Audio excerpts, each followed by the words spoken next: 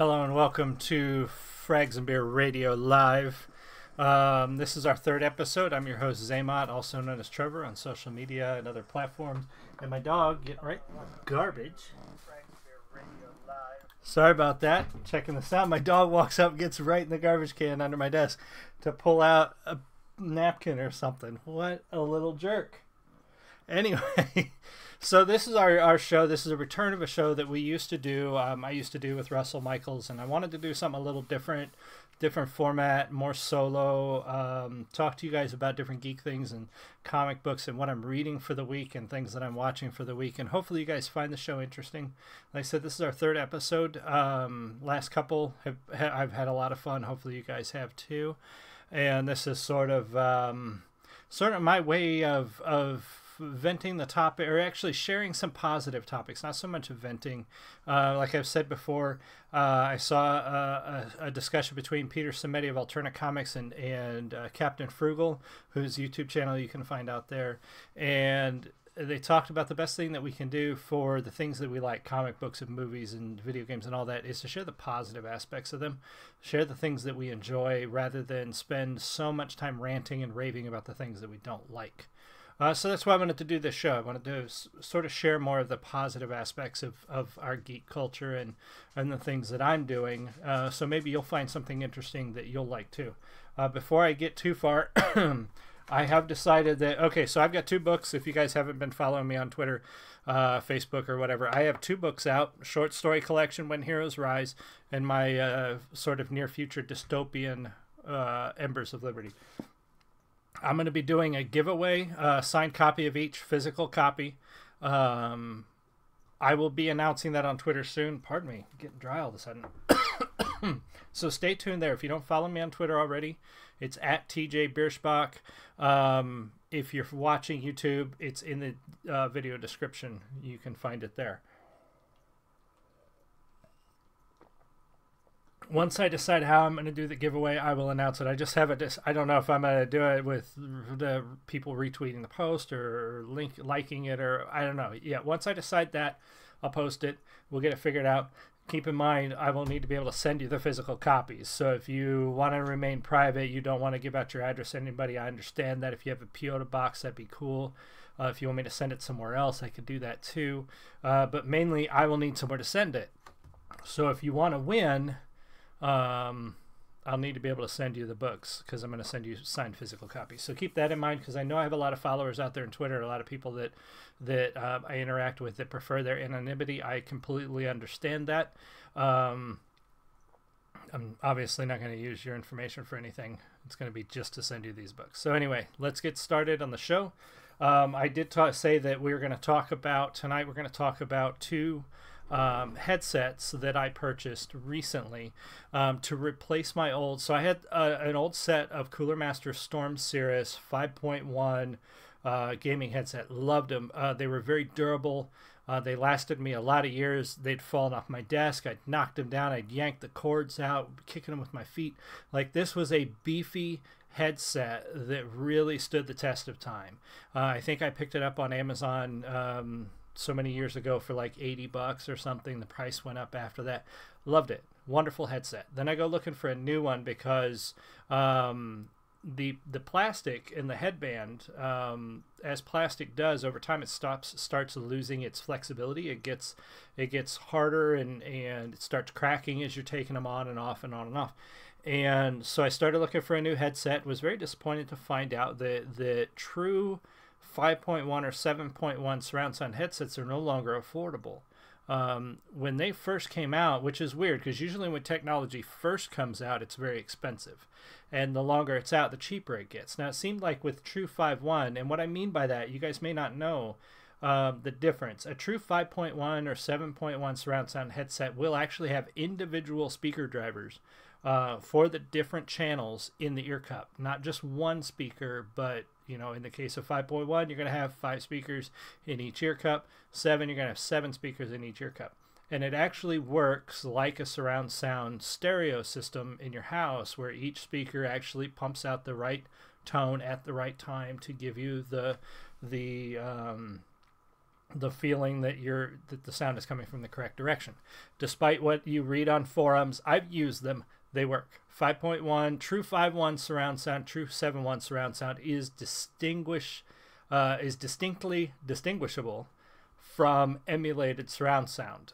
You can tell the difference. A lot of people say you can't, or you can't tell the direction of the sound even if it has separate speakers. That's horseshit. You can tell the difference. I have used both, and I can assure you that the true 5.1 surround or the true 7.1 surround really does have a noticeable difference from an emulated surround sound. But today's market, a true surround sound headset is no longer affordable. I think the cheapest pair I found was right around 150 or 170 bucks, way out of my price range. So I was very disappointed. And for some reason, I didn't go back to Cooler Master. I don't know why I didn't. So the first set I bought, we're going to talk about these real quick. The first set I bought were these Corsair Voids, I believe is what they were actually called. I can't remember off the top of my head. Anyway, they're Corsairs. They look like so. They are emulated 7.1 surround sound. They actually have a one point jack.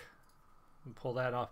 So you have a 3.5 jack for your audio, and then it goes into the 7.1 surround sound dongle here that plugs into USB, right? That's pretty much the standard anymore with water on my pants. I just washed my hands, so that must be what it is. Anyway, when I first got the headset, they're pretty comfortable, but they're very lightweight. And here's my thing with headsets. I've gone through a lot of headsets, and I have found the lighter they are, the less durable they are. I've also found the more moving parts and hinges that they have, the less durable that they are. Originally I bought Turtle Beach. My first pair of true 5.1 surround sound were Turtle Beach. They were all metal.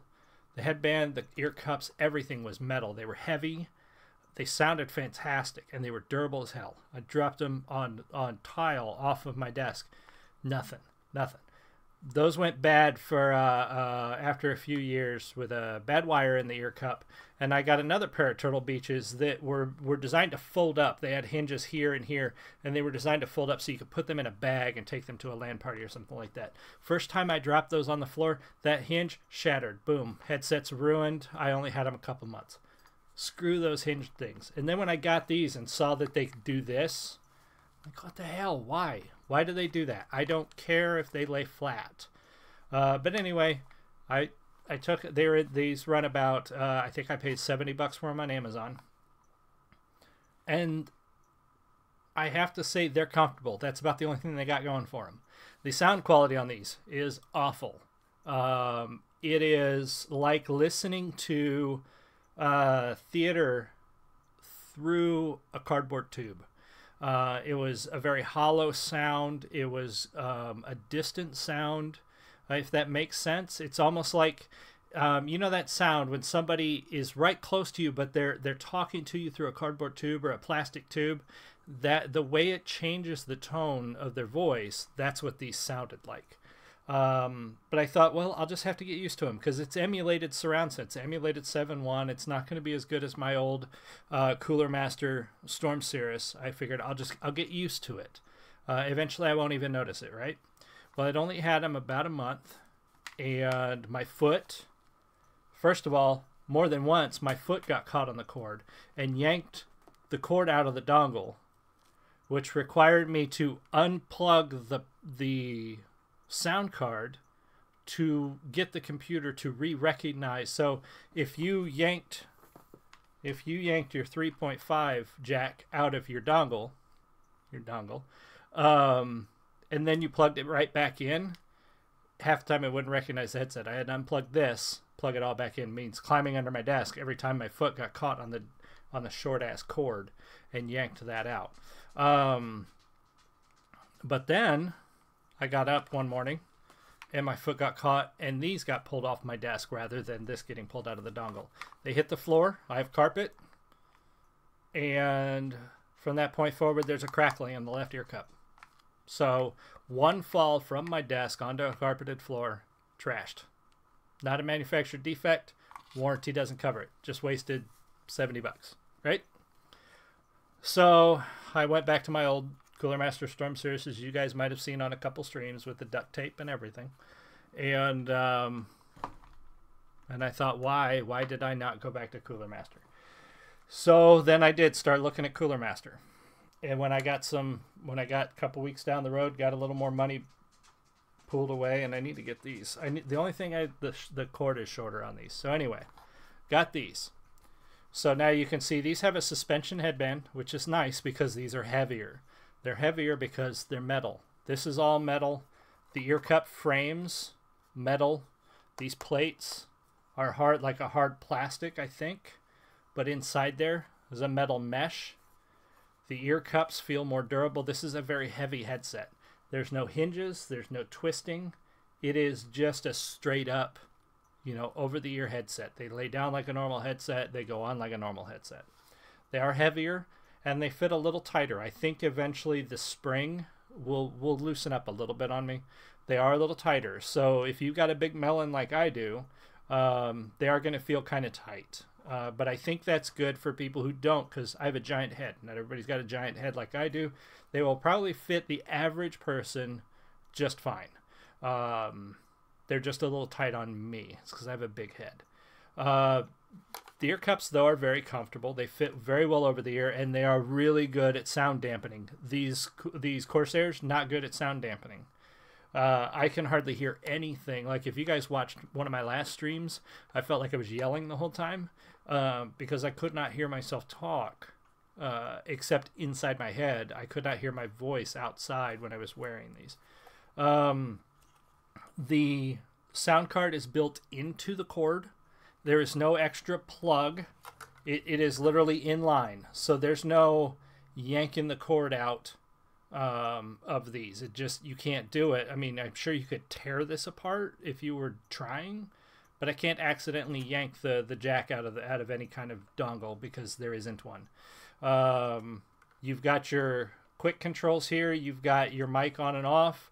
You've got your 7.1. You can go from stereo to 7.1 just switch. You can there's an equalizer. You can save profiles. We'll talk about that in a minute. And you got your volume controls. You also have your light controls because this has lighted ends. And I don't know if you can see it because of the glare off the monitor. See if I can turn it so that the light... it's very hard. But there you got some red. It's got like two different colors, or two different tones of each color. There's green, blue, another blue, some purple, and back to off. Okay? So you can control that too, which who cares, but some people like that. So anyway, the equalizer. If you read reviews of this online, be aware that some of the reviews say there is no software for this headset to customize the sound settings or anything. That is not true.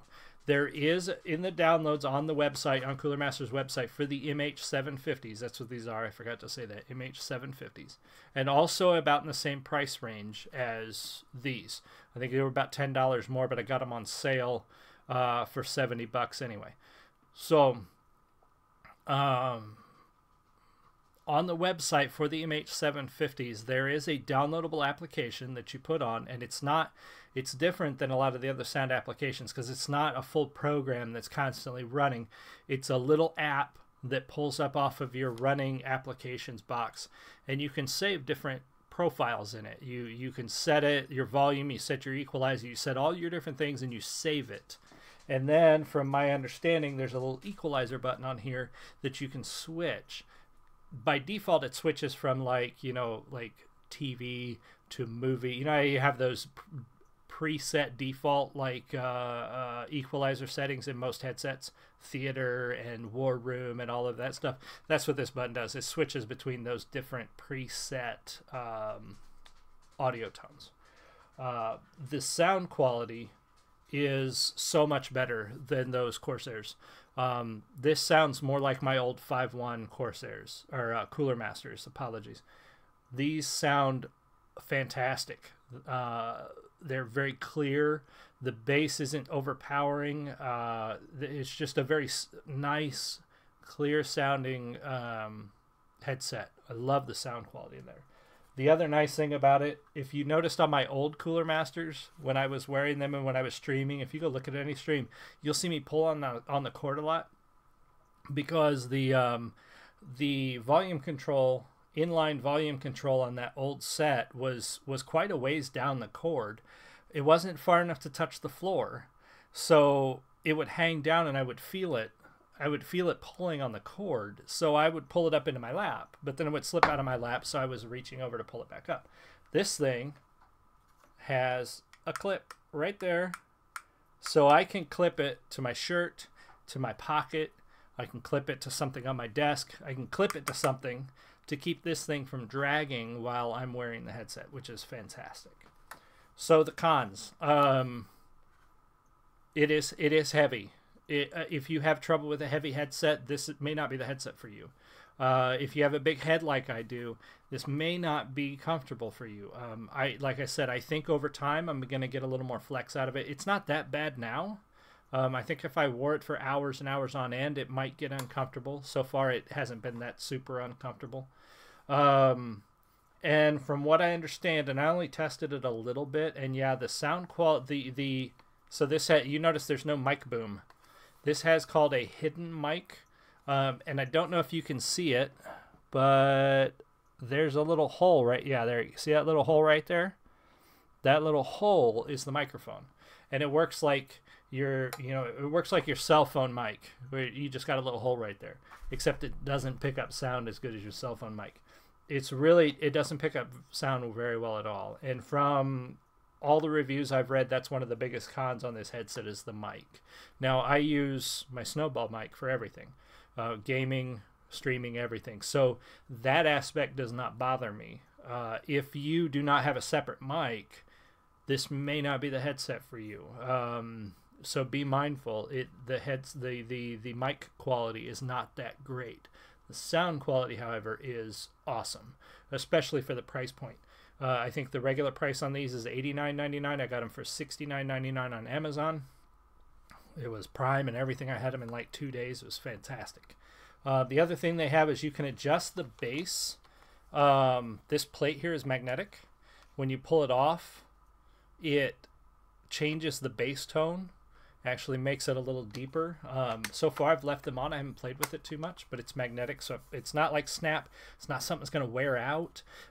You won't actually have these falling off because you've taken them on and off so many times that you've worn out whatever clips or snaps are in there. It's all magnetic, so you won't have that trouble. And that's pretty much it. I'm really happy with these. I think these are going to last me a long time. Hopefully. Because I don't like spending money on stuff like this. They're expensive as far as I'm concerned. I don't want them to just work. And my last set of Cooler Masters lasted me a long time. So I should have gone this route first. I wish I had. But I just wanted to give you guys a rundown since I don't normally have that much tech stuff that I can review because I don't buy a lot. And now that I do, I bought 2 different headsets at almost the same time. I could give you a pretty good breakdown of 2 comparable sort of entry, I guess I wouldn't call them entry-level headsets. A lot of people don't want to spend more than $30 on a headset, but I would call these like entry-level surround sound headsets. They're very affordable. They're both about the same price. One of them is far superior to the other one. So I would recommend these Cooler Masters if you're looking for a new headset. And they do have a stereo version that's quite a bit cheaper, that's built the same way. So if you're looking for a durable headset, it's going to last you a long time. Look at I think they're the MH370s or something like that, but there is a stereo version of these. If you don't care about surround sound, but you still want a good headset, you can look into Cooler Master's stereo version of these. So that's it for the tech review. And then we're going to talk about some comic books.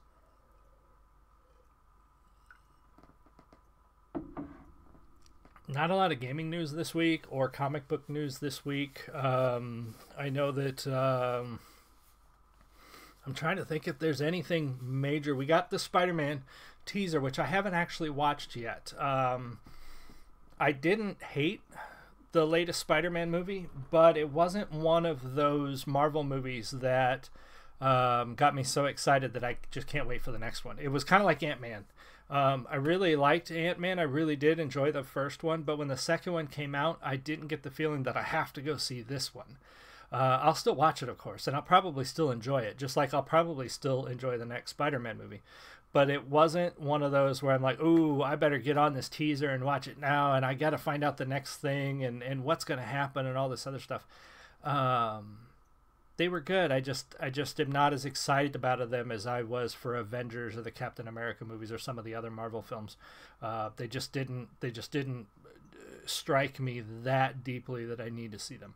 But I will. I'll take a look at it, and everybody's already talked about it. And of course, it spoils Avengers 4, unless, in which I've heard a couple people mention, kind of jokingly, but really, I mean, if you think about it, maybe he's a Skrull. I doubt it. They're not going to make him a Skrull in an entire movie. But it is kind of a funny head thing to say, well, what if he's going to be a Skrull in the next movie, and he's not really alive? Who knows? We'll see. I'm sure it's going to be a good movie to watch. I did see that they've got more stuff going on Morbius with Jared Leto. I'm kind of mixed on that. I really want some old school Marvel stuff that some of you won't be familiar with. Morbius, Blade, Spider-Man. There was a time there where you had the ultra colorful, cheerful Spider-Man involved with Morbius and Blade and Ghost Rider and those guys, Venom, and it was sort of a dark arc of books around in the, I believe it was in the early to mid 90s, where those characters would come together, and they were always bumping into Spider-Man because they were all in the same area. And that's the kind of thing I want to see. And I want to see a very dark, I want to see a very rated R, not just because to be rated R, but I think to do Morbius right, just like to do Blade right, to do Deadpool right, to do Ghost Rider correctly, to do those really dark characters, I think rated R is where you're going to have to go. And that's what I'm hoping they do with Morbius. I'm hoping they don't sap it up and make it silly. Who knows? We'll see. I haven't seen much about it. I just know Jared Leto, and I'm skeptical. I think he's a fine actor in some things. Skeptical in something like this. We'll see. I don't know. Not sure. But that's about all the comic book news I got going on for you. So we're going to talk about my pull list this week. It's a very small list this week, and it's some mixed stuff. I'll tell you why. So I started picking. I'm a huge Robotech fan. I'm not going to apologize for it. Yes, I did watch Macross. Macross is not that much different from Robotech until you get into the later stuff and the offshoots and all of that. But Robotech, I grew up on Robotech. This cartoon was on TV when I was a kid. It was my first introduction to anime before we even knew what anime was. Robotech was awesome. I loved it. I actually have the DVDs, the whole 3 series on DVD downstairs. Love it. So when the comic books come out, I have some of the older ones from other publishing companies, but this series came out, and they sort of called it a reimagining. And I don't want to say that too. It's not like they completely rewrote the story, but they did make some pretty significant changes to the story for this book, this series of books. And so far they've been different enough that it makes it interesting. It's not like a rehashing the cartoon. I've read the cartoon, I've read the novels. So, oh, that's my kid. I'm like, is my voice coming through? My son's downstairs gaming, and I can hear him all the way through the floor. He must be really having a good time because he's really loud. Anyway, so, wow, I lost my train of thought. Anyway, yeah, they weren't so different that, like, I was like, screw this, like, this isn't Robotech. It wasn't that different, but it wasn't so similar that I was like, all right, I've seen this before. Oh, blah, blah, blah. We'll just keep, we'll throw it in a bag and put it in a box, which I've done before to some books where they just rehash the same story over and over again. There have been some significant changes, to the story, but it follows mostly the same storyline as the original Robotech. The first few books, let's see, this is issue 16. I want to say about the first 12 books were done by a different artist whose name I don't remember. It wasn't very good. The art was not good at all, and I almost dropped this book because of that. The art was just atrocious. Then they picked up Hendry. The font is screwing me up, and Prasetya. And it's actually Hendry with a D in the middle. But they picked him up, and he's doing much better with the art. Like I said, I'm going to show you that panel there of Rick Hunter, and that's Azonia when she infiltrates the SDF-1. So some of the storyline that they hit the same points in the plot, but they changed some things. Like, for instance, Rick loses his eyesight, but he can still see because of his exposure to protoculture. Lisa is captain of the ship because of some things that happen. So I don't want to give away too many spoilers because you guys might pick this book up. The trade paperbacks are available. If you want to catch up, issue 16 is the one that just came out, and it is a fun read. It's a good read. The art has gotten better, so if you do pick up the early books, bear in mind the art will get better. The story though is pretty good. It's a different interpretation of the Macross or Robotech saga, and so far it's been really enjoyable. I'm interested to see if they will continue after the Macross portion and go into Southern Cross and then into the Invid Invasion. Don't know if that's all going to go down that way. We'll see, because we're 16 issues in, and we're still, the SDF-1 is still at Earth. It hasn't left for the second time, so it could be a while before we get to Southern Cross, if they do Southern Cross. So that's Robotech. Good read. I recommend it. Take a look and see if you'd enjoy it. It's from Titan Comics, which is the other thing. It's one of those indie, not necessarily indie, but smaller press publications that I like to support, because I like how those guys do business. I like how they interact with their fans. Titan Comics is awesome online. Their social media presence is very open and very welcoming, and I like that. That's what I like to see. My other one that I got this week is Catwoman, and here's another one that I'm a little bit I'm starting to get a little bit on the fence on, and here's why.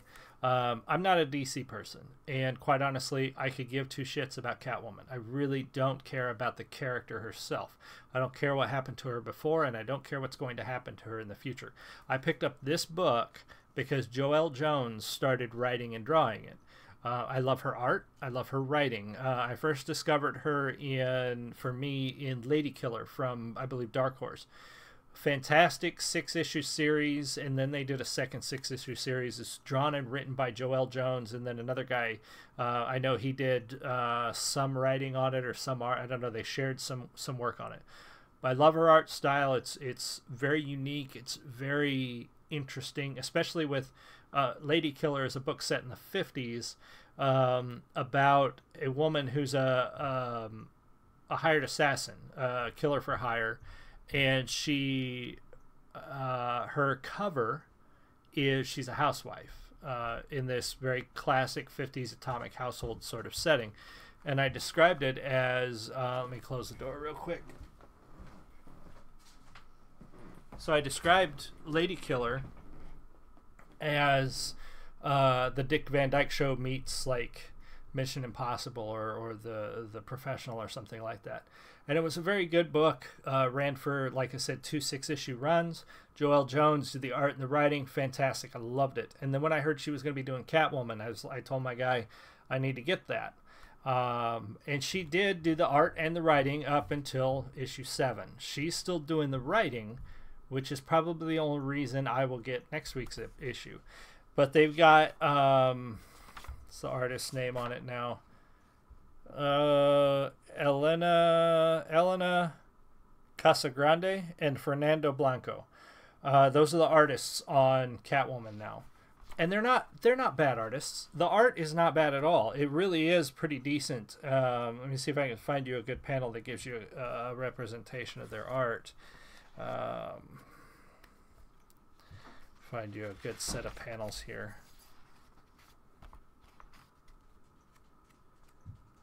Good set of panels here. So, see, the art is pretty decent. I mean, I'm digging it, but it's not Joelle Jones, and I don't care about Catwoman. That's kind of where I'm at with this one. I don't buy DC. The only other time I bought DC before this is when Jim Lee was doing Batman some years ago. I heard Jim Lee was doing Batman. I was like, I need to get those issues, and I picked up, I don't know, it was like a 6-issue run of Batman in the middle somewhere. I didn't even read those because I didn't care. I only wanted, because I love Jim Lee's art. So I picked up those books, I flipped through them to look at Jim Lee's art, and put them in bags and boards. In this case, Joelle Jones was doing the writing and the art, so I wanted to read them too. And it was a good story. She crafted a very good story. She's still crafting a very good story. But I could read that story about any other character. Like, I don't care about Catwoman. So we'll see. We'll see if this continues to be in my pull list. I'm hoping that this is just one issue where maybe she needed a break from doing the art. She was doing something else and didn't have the time, so they brought in somebody else. That's what I'm hoping happens. I'm hoping next issue or the issue after, we have Joelle Jones back, because her art is freaking amazing. And if you haven't seen her other books, like I said, I haven't read anything else from her. I should really look her up and see what else she's done. But Lady Killer, you can still get the trade paperbacks. You can probably still get some of the single issues.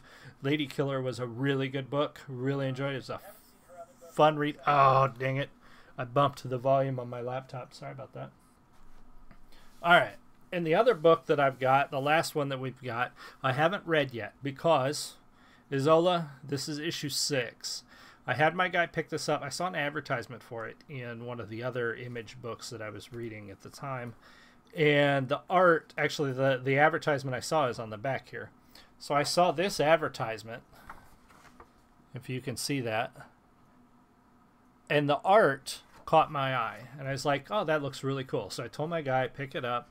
If you can get the first issues, get them for me. Otherwise, get me the newest issue you can get me, and we'll go for the trade paperback.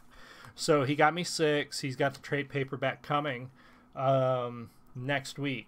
So once I read the trade, which will be 1 through 5, and then I'll read issue 6, I'll be able to tell you what I think about the story itself, and then we'll decide if it's going to stay on the pull list or not. But I can tell you, I've done some flipping through here, and the art is wonderful. Let me see if I get the artist is Carl Kerschel, and oh man, Massasyk. Sasek? I'm wondering if the M is silent. Is it Sasek? But Carl Kerschel, and we're just going to say Sasek, doing the art, and then Brendan Fletcher and Carl Kerschel are doing the story. And again, I haven't read it because I won't know what's going on because I haven't read the first 5. And I don't really want to spoil anything by reading. Maybe something will be revealed in this issue that I don't really want to read. But I'm going to show you the art real quick. There's some example panels. Really good looking art. Sort of an anime style, manga style art, which caught my eye. I do like manga. I don't read as much of it as I wish I had time to, but I do have a few. But like I said, and it's fantasy. Like we talked about this with Rose last week. Finding good, unique fantasy with good world building is tough in comic books. There aren't that many. They're either rehashes of old stories that we all know, or the rehashes of old worlds that we're familiar with. But finding unique ones, it just doesn't happen that much. So I was very happy to find another fantasy book that seems to be an original world like Rose. We'll see how it goes. Once I read the first 5 issues, I'll tell you what I think about all that. So anyway, I know it's a short show. I had a very small pull list and not a whole lot of gaming news. Do be sure to like, comment, subscribe if you're watching the recording. If you watch the live show, thank you so much. I really appreciate it. Look for my books on Amazon, Embers of Liberty, and my short story collection, When Heroes Rise. If you want to get those now, they are available on paperback and Kindle. I'll be at several shows mostly around Illinois. I've got a show in Chicago in March. show in Springfield next month. Hopefully, we will find out in a couple more weeks, but hopefully I will have a booth with a friend of mine at Gen Con in Indianapolis this summer.